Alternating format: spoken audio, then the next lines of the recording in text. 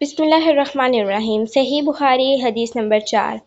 آپ صلی اللہ علیہ وآلہ وسلم نے وحی کے رک جانے کے زمانے کے حالات بیان فرماتے ہوئے کہا کہ ایک روز میں چلا جا رہا تھا کہ اچانک میں نے آسمان کی طرف ایک آواز سنی اور میں نے اپنا سر آسمان کی طرف اٹھایا۔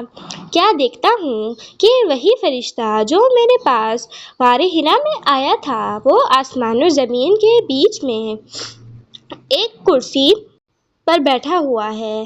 میں اس سے ڈر گیا اور گھر آنے پر میں نے پھر کمبل اوڑھنے کی خواہش ظاہر کی۔ اس وقت اللہ پاک کی طرف سے یہ آیت نازل ہوئی، اے لحاف اوڑھ کر لیٹنے والے، اٹھ کھڑا ہو اور لوگوں کو عذاب الہی سے ڈرا اور اپنے رب کی بڑائی بیان کر اور اپنے کپڑوں کو پاک صاف رکھ اور گندگی سے دور رہ۔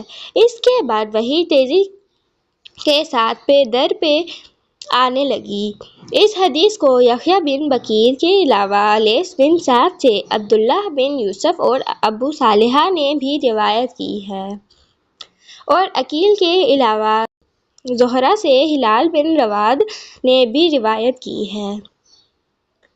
صحیح بخاری حدیث نمبر 5۔ انہوں نے ابن عباس رضی اللہ تعالیٰ عنہ سے کلام الہی کی تفسیر کے سلسلے میں سنا کہ رسول اللہ صلی اللہ علیہ وآلہ وسلم نزول قرآن کے وقت بہت سختی محسوس فرمایا کرتے تھے اور اس کی علامتوں میں سے ایک یہ تھی کہ یاد کرنے کے لیے آپ اپنے ہونٹوں کو ہلاتے تھے۔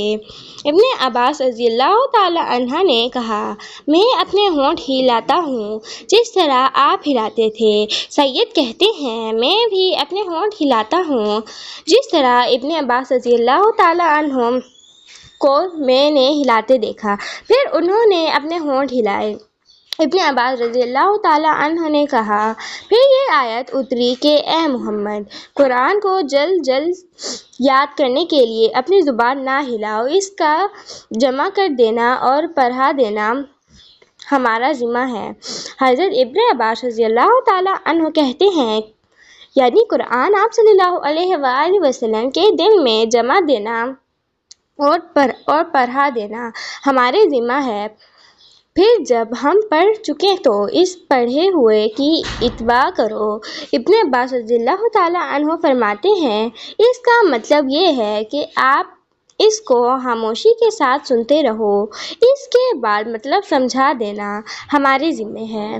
پھر یقیناً یہ ہماری ذمہ داری ہے کہ آپ اس کو پڑھو، یعنی اس کو محفوظ کر سکو۔ چنانچہ اس کے بعد جب آپ کے پاس حضرت جبرائیل علیہ السلام وحی لے کر آتے تو آپ توجہ سے سنتے، جب وہ چلے جاتے تو رسول اللہ صلی اللہ علیہ وآلہ وسلم اس وحی کو اسی طرح پڑھتے جس طرح حضرت جبرائیل علیہ السلام نے اسے پڑھا تھا۔